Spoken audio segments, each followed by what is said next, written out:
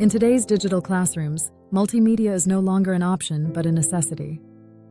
Multimedia means combining text, images, audio, video, and interactive elements to create a rich learning environment. When used wisely, multimedia makes lessons more engaging, interactive, and memorable. In Indonesia, many students are already familiar with multimedia in their daily lives. They watch YouTube tutorials, use TikTok for entertainment, and listen to podcasts while commuting. When teachers bring multimedia into the classroom, they connect learning with students' real-world experiences. For example, an English teacher in Pekanbaru might use a short YouTube news clip about flooding in Sumatra to teach listening and group discussion. Students not only practice English comprehension, but also gain knowledge about current issues in their own region. One important benefit of multimedia is that it supports different learning styles. Some students learn better through visuals, some through audio, and others through interaction.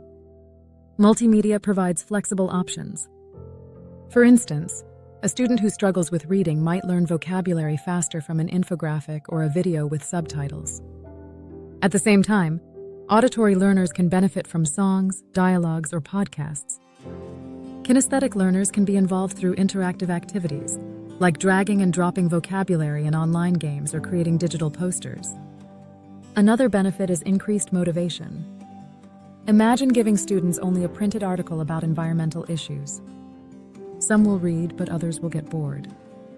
Now, imagine showing a short animated video about plastic waste in Jakarta rivers, followed by a class debate. This approach not only creates excitement, but also encourages critical thinking. Multimedia can transform a passive lesson into an active experience. There are also strong cognitive benefits.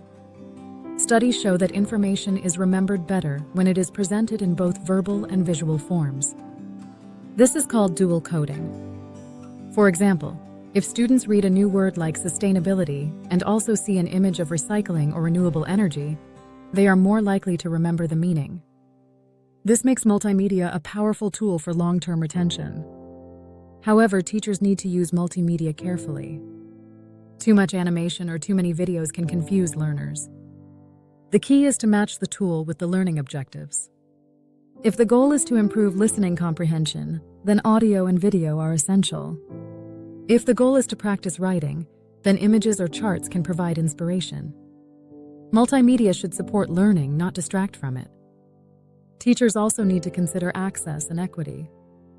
Not all students have strong internet connections or personal devices.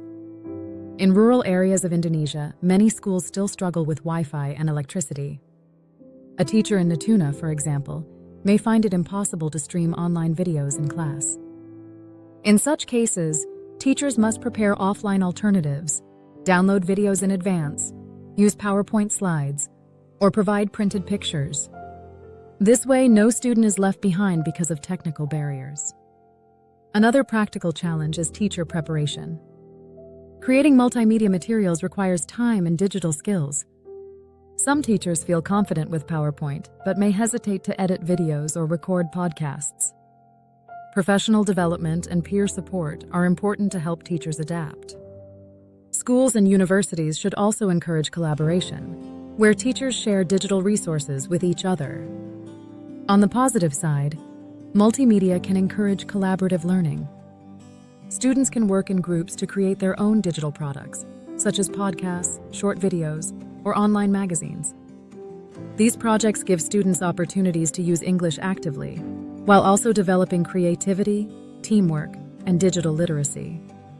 For example, a group of university students in Riau once created a podcast in English about local food traditions. The project gave them pride in sharing culture, while also practicing pronunciation, vocabulary, and fluency. In the future, multimedia will become even more integrated with technology like artificial intelligence and virtual reality. Imagine practicing English in a VR simulation of a job interview, or using AI-generated subtitles for movies.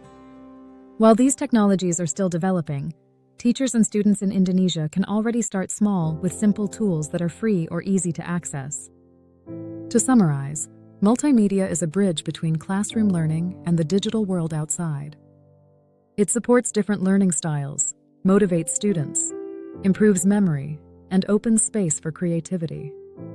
But it must be used wisely, with clear learning goals, fair access, and thoughtful preparation.